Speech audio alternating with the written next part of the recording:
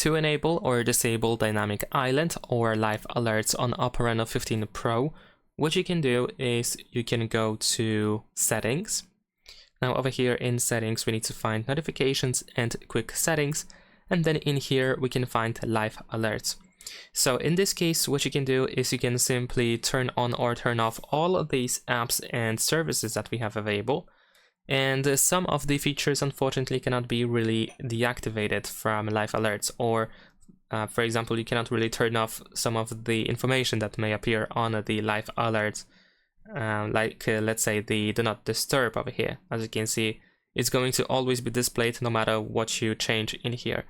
So unfortunately, we cannot really completely disable or completely enable dynamic island. Well, we can completely enable quite easily by just turning everything on over here, but we cannot completely deactivate the dynamic island or live alerts on this phone, unfortunately.